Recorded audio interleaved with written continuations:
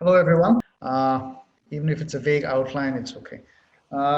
So when Ashley asked me to give this talk, that was some weeks ago. He said, "Why don't you collect some questions from your students about physics, not about the subject of physics, but about doing physics?" And I guess a few days ago, he sent me a few questions, and I've sort of given them names. Okay. So there are essentially five questions which I'm going to answer, try to answer point-wise and try to weave into a narrative. One is about imagination in physics, the role of imagination and how to develop it. One is about the intricacy of physics and how to cope with that, which is a very relevant question. Third question is about a love, the love of physics and how to nurture it. The fourth question is about the difficulty of physics and how to tackle it. And the fifth question is about going beyond the syllabus and whether it's advisable or not. So I was asked by Ashley to speak for about 45 minutes and then take questions. So I'll try to limit myself to I'll try to finish by about 10:45. Okay, it's about 10:07 now. So let me begin. I'm going to begin by talking about imagination, which is a very, very dear subject to me. I mean, something that I think is of enormous importance in physics and which is often completely neglected. Okay. And the role of imagination in physics is paramount. It's, of course, paramount in all subjects, but I like to think that it is especially important in a subject like physics. And the reason that a lot of people outside physics tend to imagine that physics requires no imagination, it just requires skill, is that this imagination is actually very, very straight-jacketed. There's this great physicist by the name of Richard Feynman who said that physics requires imagination in a straitjacket, meaning that you can't just let your imagination flow. Okay? It's got to flow within some confines, and the confines are the laws of physics. Okay? And so while there's a lot of space for your imagination, there are also an enormous number of constraints on this imagination. And if you think about anything that leads to real creation, whether it's poetry or music or dance or art, generally it's a coming together of constraints and of freedom. Okay, so there's liberty, which comes from the imagination, and there are certain constraints that come from the discipline. There is a tendency, especially among young people, to imagine that liberty alone can lead to creativity. I don't think this has ever happened. Liberty alone never leads to creativity. It is always the coming together of liberty and constraint that leads to creativity. So the role of constraints is very, very pronounced in physics, but these are very wide constraints. Okay, they leave open enormous scope to the imagination. So a great theoretical physicist is a creature of enormous imagination. It would be impossible for him or her to do theoretical physics without a lot of imagination. I'm emphasizing this, even belaboring this point, because people who are just beginning to do physics or are overwhelmed by its difficulty and intricacy often tend to imagine, oh, all this maths, how am I going to do all this stuff? It's so boring. I thought imagine physics was this wonderful subject about black holes and cosmology. But no, it's not just about things that you can love without really diving deep into them. These are things that require a lot of understanding of the laws of physics, okay? A sort of integration of the laws of physics into. So what do I do? I mean, this is all very well. The question is, what do you do in the classroom to inculcate this imagination in your students if you're a teacher, and to develop it if you're a student? What do you do? I think one of the most important ideas in physics, as in any other kind of discipline, is to begin by noticing things. Okay? And one of my favorite words in the class is notice. I will almost never write down an equation and start solving it. Okay? I might write down an equation describing a system, or I will get the students to develop the equation describing a system. And then I will ask them to make observations about the equation. Okay? I want them to notice what the equation potentially contains. Of course, just by looking at it, you're not going to be able to discover everything that is contained in an equation. An equation is something very compact and contains an enormous amount of information about the universe in general. For example, if you take Maxwell's equations or Newton's laws or the laws of general relativity or the laws of quantum mechanics, what is contained in one equation is a whole universe. And one doesn't expect people to be able to understand the entire universe of possibilities just by looking at the equation. But I think what often happens is that when one sees an equation, one tends to want to immediately start solving it. And that's, I think, the wrong track. What you should do is step back and ask yourself, what could this equation possibly contain? At least let me understand it superficially, if nothing else, so that at every stage you begin to notice. So this noticing is a very, very important. And once you begin solving an equation, so for example, I'm teaching quantum mechanics now, and we're solving the Schrodinger equation all the time. When you solve the Schrodinger equation, for example, in quantum mechanics, to give you a very concrete example, a very, very rich equation, you'll find that your solution corresponds to the system that you're describing. And of course, the first step is trying to see if there is this correspondence between the equation and the solution to the equation and the system that you're trying to describe. But also there's something that is often not maybe emphasized enough in the undergraduate classroom, which is that you need to explore limits of the system. You need to ask yourself, how far can I take it? I've got this solution. How far can I take it before it begins to describe some other situation? Maybe some other situation that I'm already familiar with. Does it connect with that? Okay. And this idea of exploring the limits of what you have discovered is a very, very important idea, especially because often when you're exploring limits and you're exploring other possibilities, you tend to get lost. And you might think that, as a student, one of the worst things that you can imagine happening to yourself is getting lost. But one of the best things that can happen to a scientist is to get lost. Okay. There's almost never any act of creation unless the person is first lost. And to imagine that you can create something new, something wonderful, something extraordinary, being certain every step of the step is to completely misunderstand the process of creativity.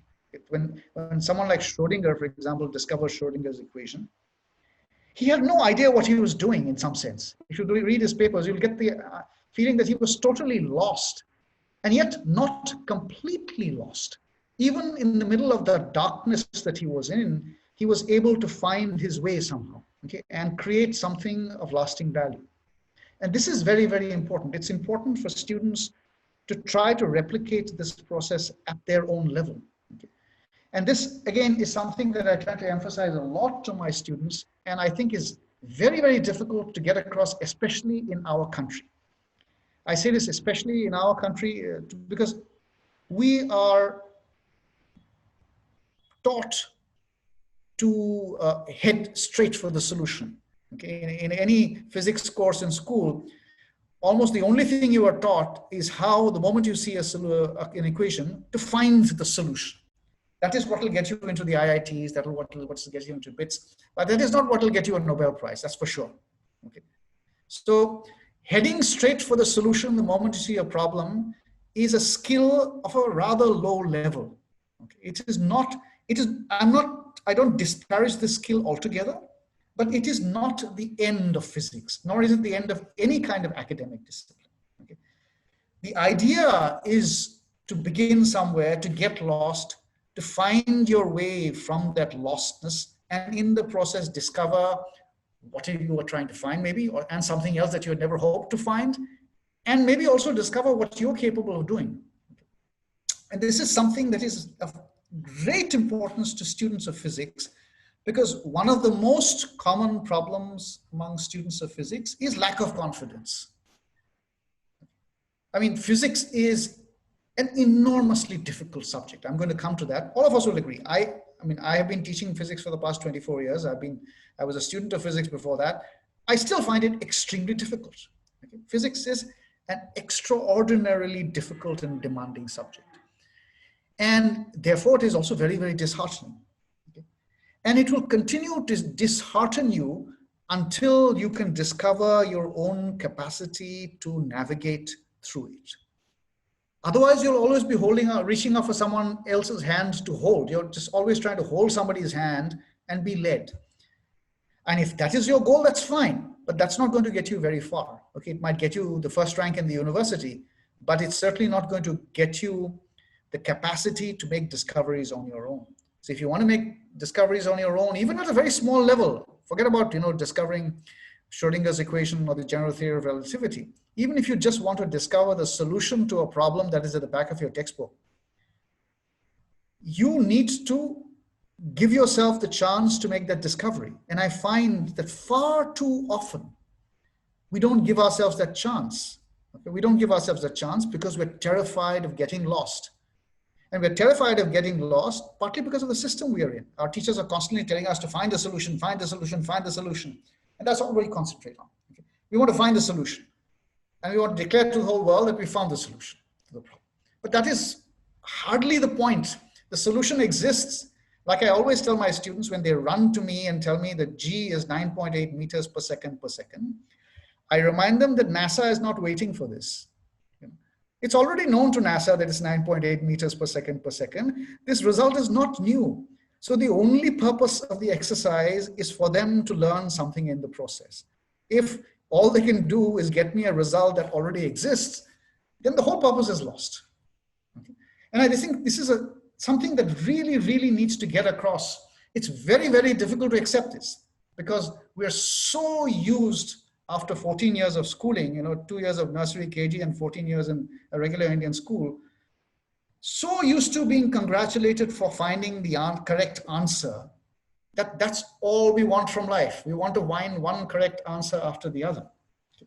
So we are terrified of making mistakes. And I've seen this, 24 years in St. Stephen's College, I've seen this every day of my teaching life.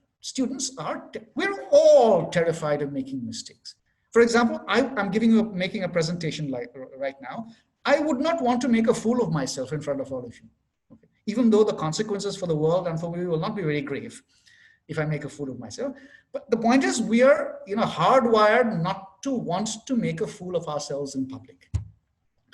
But in spite of that hardwiring, in spite of this very, very, very strong instinct not to want to make a fool of yourself in public, unless you're willing once in a while to make a fool of yourself, unless you're willing once in a while to make a mistake, unless you're willing once in a while to expose yourself, you're not going to make any progress. It's just impossible to learn how to do anything on your own if you're always on safe territory. You've got to expose yourself once in a while. And a classroom in a college is a very wonderful and safe space to do this. Because your teacher, no matter how critical, your classmates, no matter how critical, are your friends. Okay? They're a safety net under you. If you don't develop the ability to take risks while you are an undergraduate, you will find it very, very difficult to develop that ability later. Because once you're out in the world, those observing you will not be your friends. So make mistakes. And remember that let me compare the process of answering a question in two different ways. One is the teacher asks a question. You immediately provide the answer. You know the answer or you can immediately work it out. At the moment you give the answer, this is something you ought to notice. Everybody else in the class stops thinking. You give the answer, the whole process of thinking and all the other brains in the neighborhood gets short-circuited. Nobody thinks anymore because the answer is out. Now let's contrast this with what happens if you make a mistake. If you make a mistake, then the others feel, oh, that person who's supposed to be a bright student has made a mistake. That means it's okay for me to make mistakes. Okay. Because I was also slightly confused about this. So everyone immediately realizes that, so they become part of the process. And you bring everyone in by making that mistake. And secondly, if your teacher is skillful enough and doesn't immediately give you the answer, but instead provides you hints, you get a chance to work your way out of that mistake. And in the process of working your way out of that mistake, you learn how that mistake could have been made, and you learn how to correct a mistake, which is far more valuable than just knowing the correct answer. And finally, after the process is over, you'll have the correct answer too. So in some sense, making a mistake in a class is a very, very valuable exercise. And this is something that needs to be encouraged all the time. I'm not saying that I'm perfect and I always encourage making mistakes. Sometimes I'm in a very bad mood and someone makes a mistake, I just snap at them. Okay? But most of the time, I make it a point to sort of encourage people to make mistakes, to recognize that these are interesting starting points. So in physics, those of you who are writing computer programs will know that when there are certain kinds of programs in which you provide a starting point and then the program works its way to a solution. Okay. So one should think of an answer to a question that is asked in the classroom as a starting point rather than the solution. And once you iterate your way to the solution, you will learn a lot, and so will everyone else around you. Okay. So this is a very, very important thing in the process of developing your imagination. And the final point I want to make, I could go on and on about imagination. I could give a whole talk about imagination, but let me just move on to the other things. One very, very important way of looking at physics, or of anything else in life, in fact, okay, is stepping back from the problem. Meaning that the moment you're given a problem, generally your tendency is to rush at the problem and butt your head against it. And there's this very famous person called Polya, George Polya, who wrote a book called How to Solve It. It's about how problem solving. And he says, if a chicken sees a fence, he rushes at the fence. If a human being sees a fence and wants to get to the other side, he steps back from the fence and looks around to see if there's a gap somewhere. Okay. So what we really need to do, and I find that I often find that when given a problem, a very large number of students behave like chickens, meaning that they rush at the problem. Don't rush. There's no hurry. No one is waiting for your solution. Step back, relax, look at the problem, notice what it offers, examine it, think about it, mull over it, then look for something to do. Okay. This is a very, very difficult kind of skill to develop, that you need to step back and look at. Okay, that's all I'm going to say about imagination, because there's lots to say about other things as well. And this will segue into intricacy. Now, everyone will admit that physics is an extraordinarily intricate subject. It's just, physics and mathematics are probably the most intricate of the sciences, in that the number of things you need to apparently have to master to get anywhere is just enormous. Okay? And in some sense, it is like learning music or learning to dance or learning any kind of complex skill. Interestingly, most of us do not expect learning music or learning how to dance to be easy. We sort of acknowledge from the beginning that, it's going to be intricate, it's going to be a long journey. But for reasons that are not completely clear to me, perhaps it's the way physics is taught in school and presented in school, we get the impression, because it's a solution-first approach to physics, we get the impression that somehow if we don't immediately get it, there's something wrong with us. In other words, we don't acknowledge the intricacy of the subject and the fact that there will be many steps before we can actually reach our destination, whatever it happens to be. So this is a very, very important thing to acknowledge at the beginning, that it's intricate. And then to realize that it's not going to be easy, and therefore we're going to have to work very hard. Physics is very, very tough for someone like me. I mean, I've been teaching it for so many years, I find it extraordinarily difficult. Can you just give me a second? My computer is, I need to get a charger for my computer. I see it's discharged. Just give me 1 minute.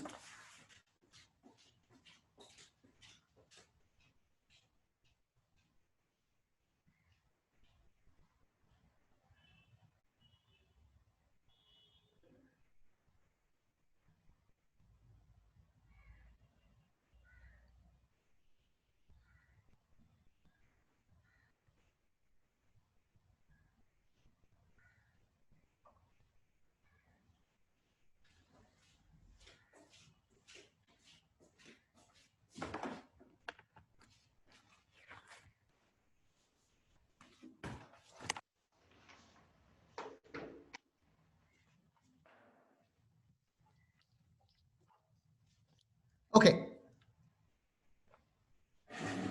So there are a number of things that you can do. I mean, these are just tips, actually, to get used to the intricacy of physics. One, of course, is just work hard.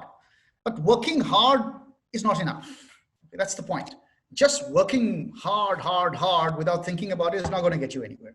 You've got to work in a reflective way. In other words, you should constantly keep referring back to what you're doing, just as a good musician will do, or a good footballer will do, or a good dancer will do.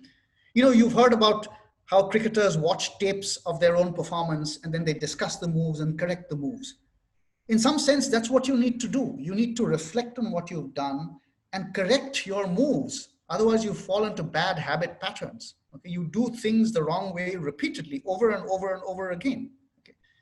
And so you need to work with reflection, and preferably, sometimes it's difficult for you to reflect on your own work. Then you should, be open to criticism from others. And that's also very difficult. When a teacher says you should have done something differently, you feel hurt. But remember, being hurt is not something that will damage you for life. It's not like you're going to suffer the consequences of being hurt for that moment for the rest of your life. On the other hand, if you're able to take on board the suggestions the person is making, that may actually improve things for a very, very long time. So I think we tend to be very, very fragile when it comes to accepting criticism. We all are, okay? We're just human beings. But if you want to deal with the intricacy of physics, you need to find some way of reflecting. Either you should be able to reflect on yourself, or you should be able to find ways of accepting the reflections of others on your work. Another thing that is very, very useful. See, when studying physics, someone is, say, solving the harmonic oscillator or something like that. What do? They open a book and they follow what is written in the book line by line.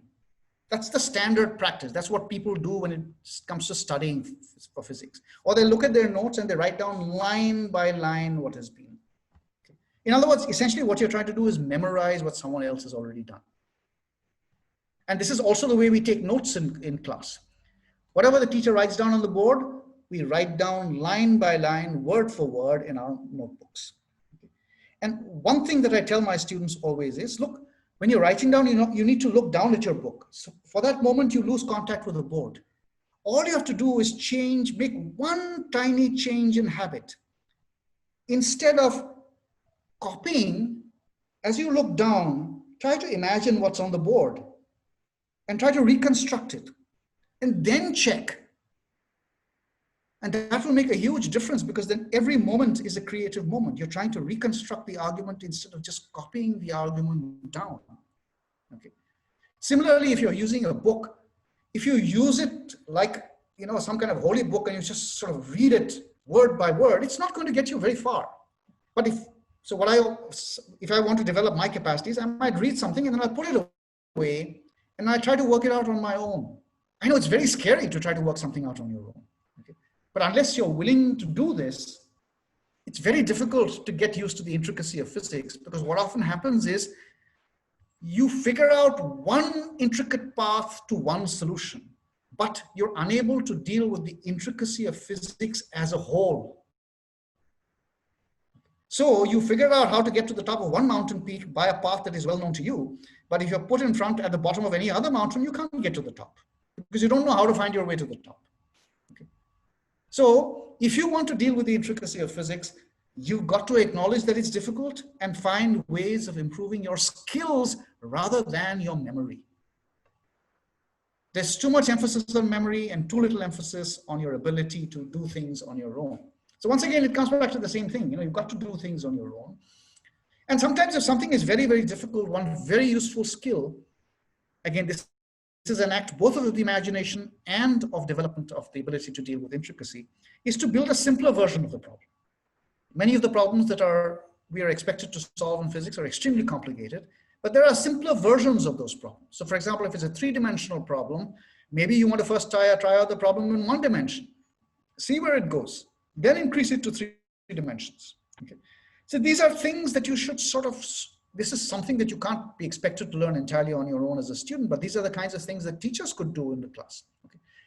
Sort of inculcate the habit of looking at simpler models first and then going to more complicated models. and how to find more complicated models from simpler ones. This is something that, you really sort of needs to become part of the everyday training in physics. Unfortunately, too much of what happens in the classroom, too much of what happens in textbooks is clear solutions to clear questions, later repeated, often not very clearly. Okay. So you have a question very clearly posed to which someone has written down a very clear solution. You learn it to the best of your ability, and then later on you try to sort of spew it out. And in that process, you make a few mistakes and you're ashamed of yourself because you couldn't remember the solution perfectly.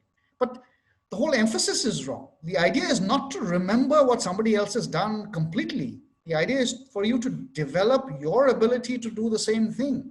If all we can do is keep reproducing what other people do, then we're not getting very far. Okay. We might crack exams, we might, pass the NET exam, become teachers, even get a PhD, but it doesn't take you very far. Like I said, you've got to expose yourself, be willing to accept that ultimately the problem has to be solved with your brain, not with somebody else's brain. Very difficult thing to accept. Okay. Whatever brain you have, you've got to use that to find the solution. What we're constantly doing is hoping that somebody else's brain will solve the problem and we can claim it. That's fine. So long as passing exams is all, if the goal is simply to pass exams, do well, that's fine. That'll work perfectly well. But I'm looking at it from a more fundamental point of view. I mean, if you want to go and do a PhD in physics at a place like TIFR or some good American university, this is not going to work. It's just simply not going to work because you're going to find that ultimately you'll be exposed. Ultimately, when your professor or your guide gives you a problem to solve, a big problem to solve that has never been solved by anybody in the history of mankind, then there's nothing to look up. There's no solution available anywhere. What are you going to do? So the only thing to do is to develop this ability while you're an undergraduate and you're doing your MSc. These are the only years in which you will get a chance to do this. Nobody is going to wait around for you to develop these abilities later. They will to some extent up to your PhD, but beyond that, after that, you're on your own. Okay, let me come to the third thing, which is again a very, very important thing, okay, which is the love of physics. Now, I want to say something about the love of physics, which might turn you all off. I've had a lot of students tell me, quite a few students tell me that before they came to St. Stephen's College, they loved physics. But once they started doing physics, they started hating it. Now, if you think about it, this is not too dissimilar from what happens in the process of love between two people often. Okay? When you see that person from a distance, oh, how wonderful, romantic, and all of that. When you get to know the person, man, you want to run in the other direction. Okay? And that's because the reality is often very different from our imagination of it. And our imagination of something that we know will be rewarding is often a kind of Disney-fied version of the reality. What we're thinking of in the first stages of love is big hearts, Archie's cards, all that nonsense. And there's the exact equivalent in physics. When you're in school and you think you love physics, you're imagining, changing the laws of physics. You want to understand the universe, change the fundamental laws, rediscover quantum mechanics, unite quantum mechanics. All of this is wonderful. It feels so good to imagine yourself doing that. I've gone through the same thing. But to be able to even begin thinking about physics, it turns out you first have to learn how to solve problems in mechanics, then electricity and magnetism, then thermodynamics, then quantum mechanics, then statistical mechanics. There seems to be no end to all of this. And people get, they get desperate. It's like, when are we going to get to the real thing? But the point is, this is the real thing. It's like learning, I know several of you, I know people in South India are much more culturally attuned than people in North India. I'm sure many of you learn music and dance and things like that. I am 100% sure that nobody starting out in the career, starting out to learn dance or music ever imagines that they will begin to sing or dance like some kind of master from the next day. Nobody imagines that. Okay? They know it's going to be a long process. Nobody imagines that they're going to become a great footballer or a great badminton player or tennis player in 1 year. It's going to take 10 years to become a great player. Well, it's going to take 10 years to become a physicist. It's not going to happen in 6 months or 1 year. It's not going to happen in 3 years. It may just begin to happen. So the best thing that you can hope for is that you see some signs of improvement and that you are in an environment in which others provide you the encouragement you need to last this process. This is a long process. It's not, I mean, don't imagine that you join physics and next day you'll start solving. You might have heard some romantic stories about some great people who did it. There are always prodigies, but most of us are not prodigies. We are ordinary people with ordinary brains. It's going to be a long journey, and you should accept the journey at the beginning. That is part of loving physics. If you're unable to accept that it's going to be a long journey, that it's going to be, fraught with difficulty, if you're unable to accept physics as it is, then you're going to find yourself very uncomfortable in it. So when you're unaccepting of another person, whether it's a friend or your girlfriend or boyfriend, you find yourself very uncomfortable with that person after a while. You just can't handle it because the reality doesn't match your imagination. Okay? And it's the same thing with anything, any damn thing, whether you want to learn physics, dance, music, swimming, you've got to accept that these are not things that can be acquired in a day. These are not things that you're going to just love. You're going to, there's a process in loving physics. And and the initial stages, unfortunately, are very easy. That's what I call easy love. It begins with easy love and then it becomes very, very tough. And the question is, can you get past that stage? Can you get past the stage of tough love to the point where you're comfortable with the subject and you accept that this is what it is and this is what I can do with it. Okay. You've got to find a relationship with physics. So unless you reach the point where you have a relationship with the subject, you haven't really begun to love the subject. You have very false ideas about it. Okay. So this is a long process. Like I said, everything is a long process. Okay. According to me, there's nothing that is simple. Unfortunately, this is not entirely true. That's the problem. There are prodigies. I've seen prodigies in physics. I've seen students in first year in physics who seem to understand the subject more naturally and more deeply than I do after many years. What do? There are prodigies in every area, but it's not just the prodigies who can do great work. Most of the great work in physics and in any other science was done by non-prodigies. People who worked hard, went through the process, became great scientists and great thinkers. Are you willing to be that? If you're a prodigy, great for you. More power to you. Okay, wonderful. If from day one you understand things very naturally, then you won't have any of these problems. But I've seen maybe 2 or 3 such people in my life. I mean, there are very few people of this kind. Okay, so that is not our model. Our model is a normal human being who will go through difficulty, find love in the subject. And it's important to love the subject. I mean, for example, the reason I'm very interested in teaching is that I love teaching. Okay? It would not be possible for me to survive in this career for so many years with so much enthusiasm if I did not love the profession, if I didn't love the act of teaching. Similarly, you cannot survive in something as difficult as physics unless you love it. And that love is very, very important to develop. But it's important to understand that it's not going to be easy. It's going to be tough, and you'll find that it develops with everything else. So let me come to the last thing, which is the difficulty of physics. I've been emphasizing this over and over again, so in some sense, this is just a summary. Okay? Yes, according to me, I'm sure there are people who disagree with me, physics is a staggeringly difficult discipline. I mean, it's just incredibly difficult. I face it every day as I prepare for my lectures. Every day I try to do something and I get lost. Every single time I prepare for a lecture, I get lost. Okay? Because I'm trying to do something on my own and I get lost. And I wish I could share all this lostness with my students so they would feel, okay, it's okay to be lost. Because if you work hard enough, you'll get there. So you've got to accept that physics is very difficult. And I think there are a number of things that make it very, very difficult. One is that the mathematical requirement, the requirement of language is very, very deep and demanding. I mean, you can't do anything easily in physics because the mathematics is very complex. And secondly, the concepts are extremely deep, sometimes utterly incomprehensible.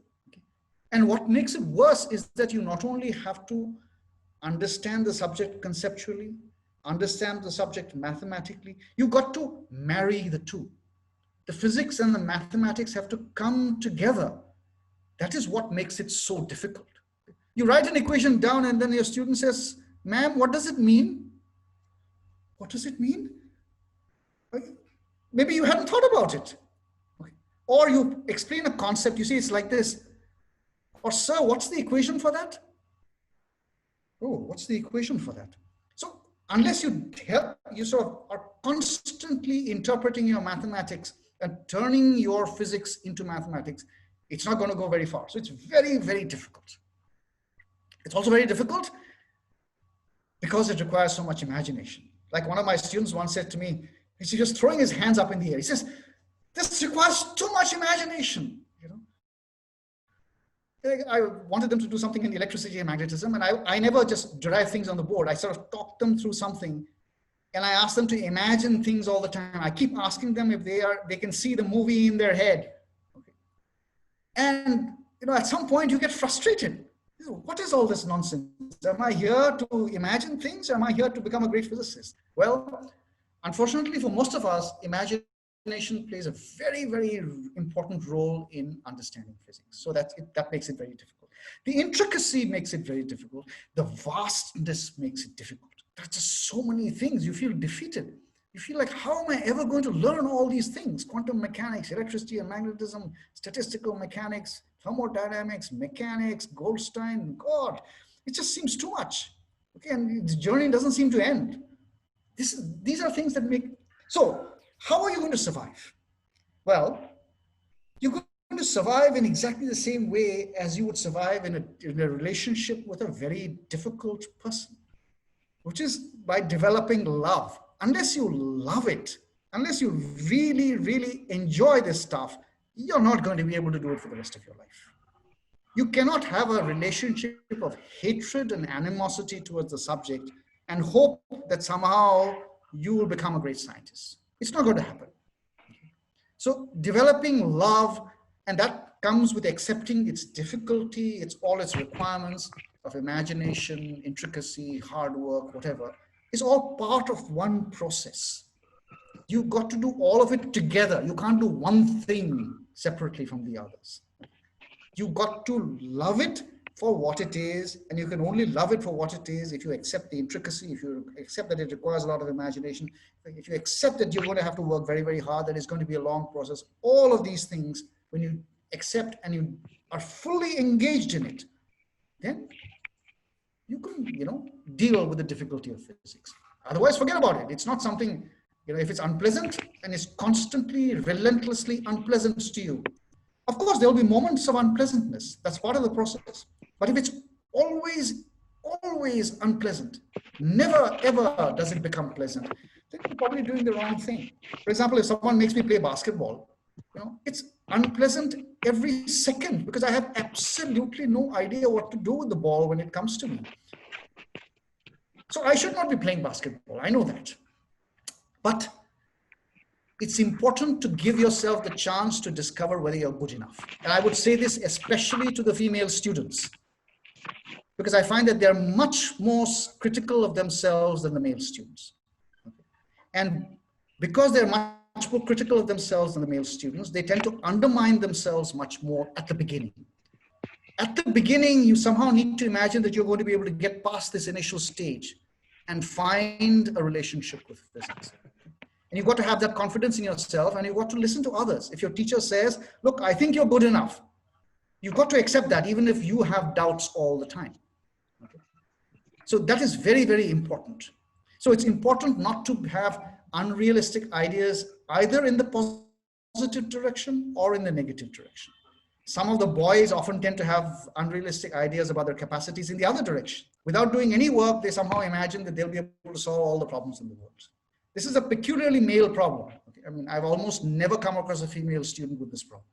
Yet, I have come across hundreds of female students who, in spite of being extremely capable, will constantly keep saying, no, I can't do it, I can't do it, I can't do it. Okay, this is part of a larger social problem, but you got to solve it for yourself.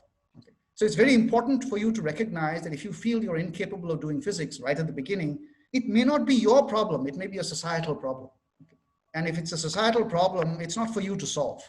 You're part of the solution, but it's not entirely for you to solve. Okay, let me quickly cover the last thing. I've reached 10:45, I've done 40 minutes. I'll just give you 5 more minutes on going outside the syllabus. Now, it depends on what you want from your course. Do you want a degree to go on to do an MBA or to enter industry? Then maybe you don't need to go outside the syllabus. Is your syllabus so good that even if you're interested in physics, if you cover everything that's in your syllabus, that you're well prepared for, you know, a graduate program in TIFR or a good university elsewhere, then again, you don't need to go outside the syllabus. Okay. But if your syllabus doesn't cover everything that, you know, is expected of you when you enter graduate school in TIFR or IISc or one of these standard good places in India, then maybe you do need to go a little further beyond your syllabus. Also, as a general practice, as part of this process of opening up to your own possibilities and the possibilities of the subject, it's a good idea once in a while to step beyond the syllabus, which is after all your zone of comfort. The whole idea is you should be able to step outside your comfort zone once in a while. Okay. So are you able to do that? It could be a part of that exercise, exploring something new. Okay.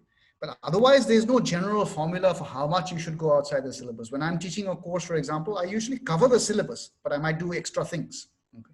So I cover the syllabus because the Delhi University syllabus is actually all said and done, though badly organized, a good course. It's a good syllabus. It covers most of the essentials. So I feel comfortable doing that. But if for some reason the syllabus were much poorer, then I would supplement it. Okay? So it's a matter of judgment. There's no straight answer to this question. Anyway, let me stop here. It's 10:47, and let me take questions, if any, from you.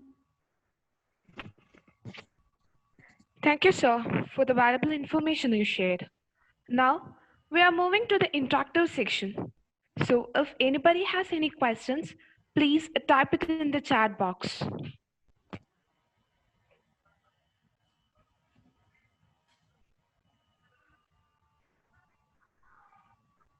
Asking the first question is always very tough. So someone brave will have to do it.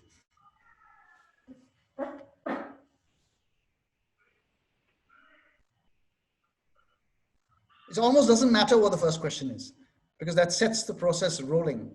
So let's ask something. So sometimes, for example, if there's a talk in the physics department, I find that none of the students are asking a question. I'll ask something just to set the process rolling. And then they begin asking questions.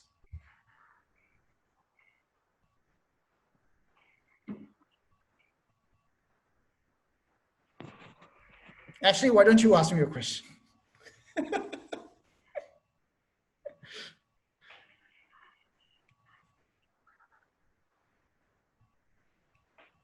How can we discover our abilities? Well, you can discover your abilities by, most importantly, allowing yourself the possibility of having abilities.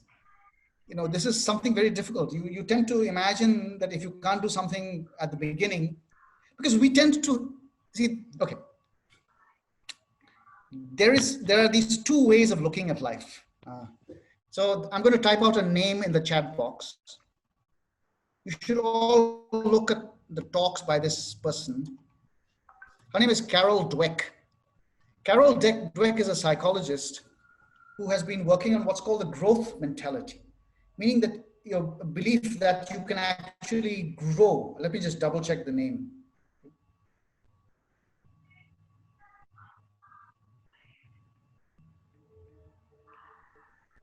And she says this belief that you can grow is one of the most important things that you can have. The growth mindset, she calls it. So just check, go to YouTube and type Carol Dweck, the growth mindset.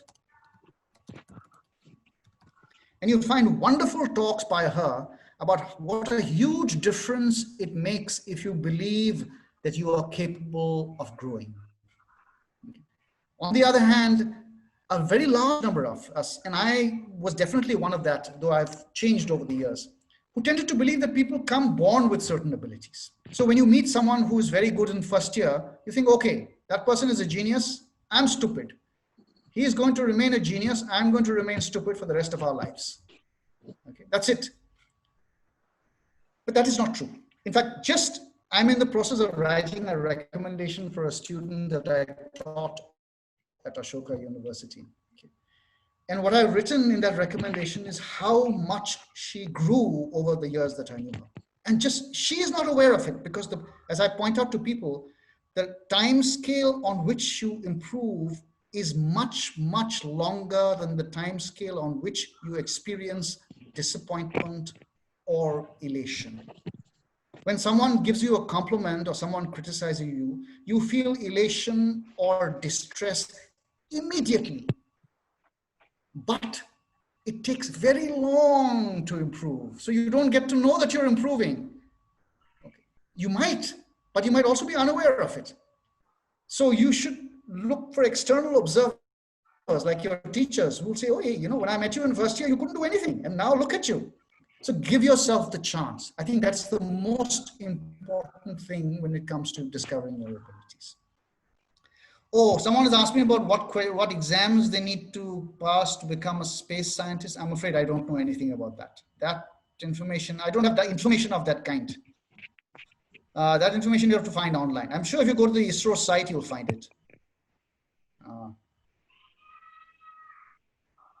What is your view on entrance exams? Okay, Ashley's question I'm skipping over. I'll firstly answer the unknown's question, and then I'll come to Ashley's question. What's your view on entrance exam where we have to do questions in 1 minute? Are we problem solving or just mugging questions? Well, it's a combination of the two. So there's this famous physics exam called the physics GRE, where you have to solve about 1 minute per. So if you're given a multiple choice exam, partly it can be brain work because, for example, if you're given 4 choices and 2 of the choices are dimensionally wrong, then you should be able to look at the problem from the point of view of dimensions and eliminate the incorrect answers. That is brain work. But when it comes to the precise answer, you may need a certain amount of memory. So it's a combination of memory and brain work. Though I think, if it's a contest between writing out entire answers and MCQs, there's no contest really. Writing out an entire answer gives you a much better sense of what you're doing, and it gives the person who's reading your answer a much better sense of what you understand of the whole process. So but one shouldn't be entirely negative about MCQs because it's possible to do them in a creative way. Could you explain the relationship between mathematics and physics using a specific example? Okay. And then how many barbers are there in the city of Chicago? Okay, let me give you an example. So, a very famous example. So when we study physics, we study something called Kepler's laws, which is the observations of Kepler on the motion of the planets around the sun. Okay. So there was this, not really observations, the consolidation of the observations of Tycho. There was this famous Dutch scientist by the name of Tycho Brahe who made naked eye observations of the motions of the planets. Kepler studied these observations for many years, and he came up with 3 laws, which all students of physics know, Kepler's 3 laws. Okay. Now, so what happened was Tycho Brahe noticed the motion of the planets and observed very, very well. He did the finest possible observations imaginable at that time. Kepler looked at these observations, stepped back from these observations, and found patterns in them. These patterns were mathematical, but they were not the kind of they didn't provide a mathematical understanding of the process. What they provided was a mathematical description of the process. Newton came along and provided us with Newton's laws. Once he provided us with Newton's laws, which put the whole subject of mathematics on a firm mathematical foundation built on certain basic laws, you could use these basic laws and the equations of mathematics to derive Kepler's laws. This was a mathematical understanding. So you can see there are these three steps in the process. You have the observation, then you have a description of the observation, so that out of this mass of data, you have a kind of summary that captures the fundamental ideas. And then you have an explanation of that pattern from fundamental physics. And that is a mathematical process. About barbers in the city of Chicago, this is a quote by a famous scientist by the name of Enrico Fermi. He said every physicist should be able to estimate the number of piano tuners in Chicago or the number of barbers in Chicago. Essentially, what often happens to physicists is that because they work with formulas a lot, they keep working with formulas and have become completely uncomfortable with numbers. And they also become uncomfortable with something that is very fundamental to understanding and constructing a problem, which is breaking a problem down. So when you're asked how many barbers there are in the city of Chicago, at first glance, this seems like a question to which there is no answer, except in some census data. And then when you begin to think about it and you break the problem down into its constituent elements, you find that it's a very easy question to answer. One can almost trivially answer the question. So one can make an estimate very, very easily. So I think the focus there is on breaking the problem down, which is a fundamental step in all of science. Any other questions?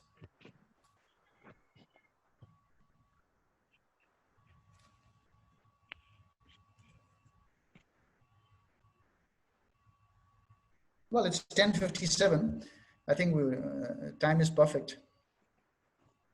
We can stop.